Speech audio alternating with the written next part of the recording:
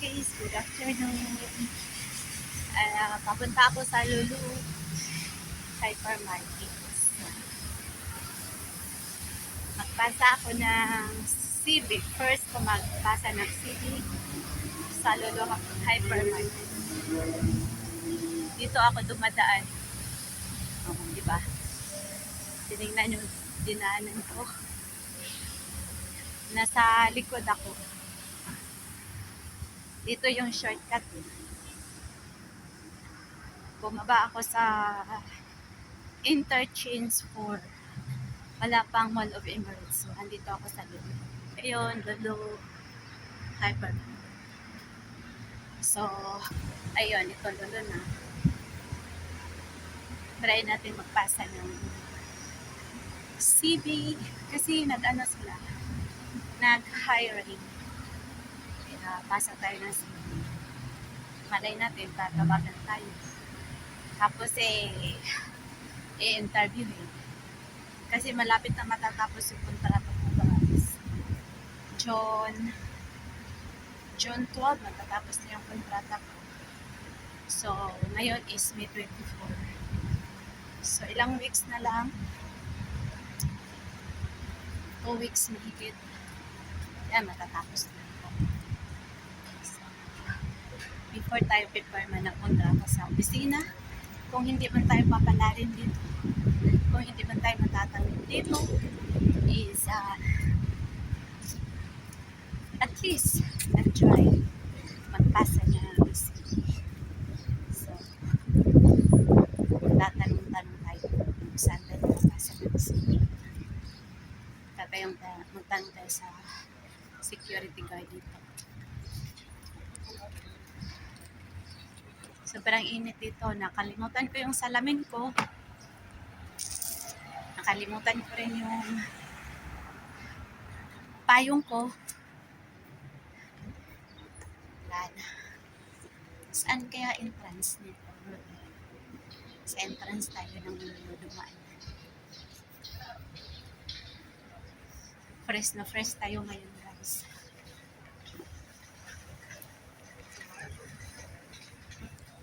Marami man din bumibili dito sa inyo. Malapit lang to sa Mall of Emirates. So, mag-ask na tayo dito. So, nandito na ako sa entrance at nakalapit ko yung magtanong tayo kung saan tayo magpapalit. So, at least nag-try yung pwede yung magtanong. So, aayusin natin para tayong natin.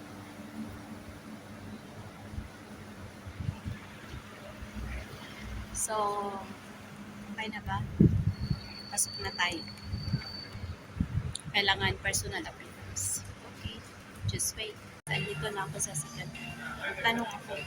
Hindi ko alam kung dulo na ba. So, tanong natin kung kinakabahan. First time ko magpasa pa. Let's try. So, nagtanong ako sa customer service. Lulu Hypermarket. So, binigyan ako ng papel. Hindi ko alam kung saan yung Alphasis. So, binigyan ako ng papel. Dito daw ako mag-send.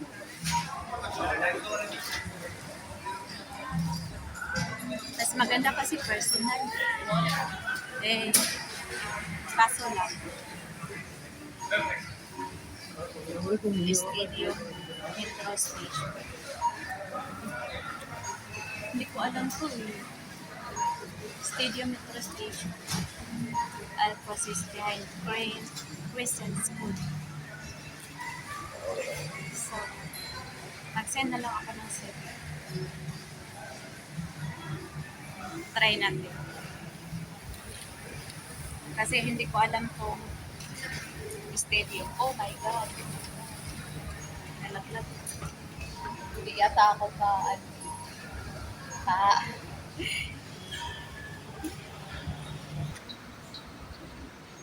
Hindi yata ako pa-applyin kasi lumilipad yung maliit na papel. Ito. And palabas na ako. Pupunta ako na care for mag-asa ko. Okay lang. Kasi yung CV ko na-crumpled na. Ano ba yan? Oh my God. Ang in-applyan ko pala guys, data entry. Kasi may experience ako sa data entry sa Pilipinas. Data processor sa Philippine Statistic Office. Philippine Statistic Authority. Cagayan City. As data processor sa Philippine Identification Card. May experience naman ako. So, madali lang data entry.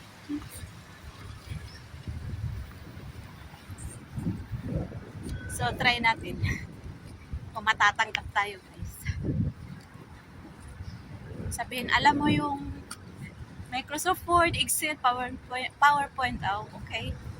Madali lang naman. May experience tayo dyan. So, papunta na ako ng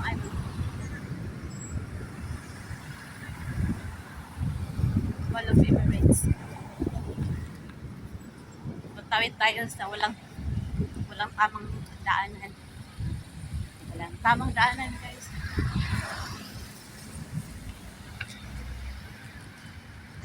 Sobrang init pa naman. Kanina fresh tayo.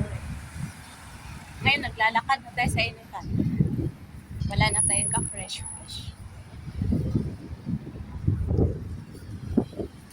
Natatawa ko. Yung buhok ko. Ayusin ko na lang mamaya. So, pupunta tayo ng Carrefour. See you later. So, dito ako sa CR. Let's muna tayo.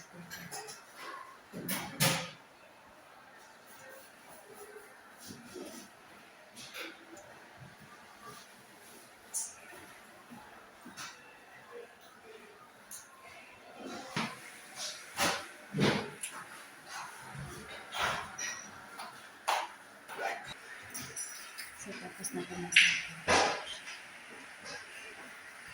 sa papasok sa Carrefour na guys. Nandito ako sa customer service. Magtatanong ako kung saan ako magpasamas. Say. So, hindi pala sila kumukuha ng personal. Sa online lang daw. Sa Indeed, ito sa Calputin. So, start na yung CV natin. Ayun lang. Yun lang, dalawang hypermarket na ina-applyan. Tsaka meron isa sa online, pero walang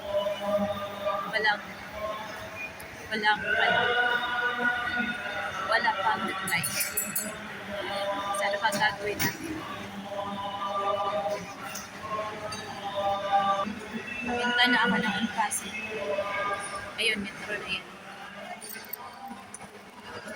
So, ganito mag-apply here sa Dubai guys. Online. Mahirap din maghanap mo. Mahirap din maghanap ng trabaho. I-try lang natin. Malay natin. May interview tayo. Wala ay wala.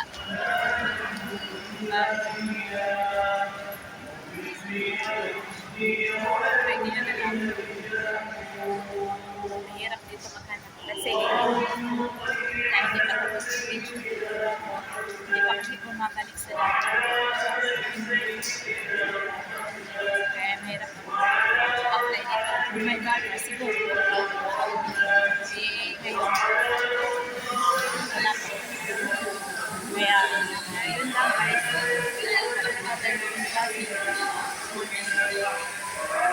So, ganun yung kahirap mag-apply. Bye-bye! Salamat!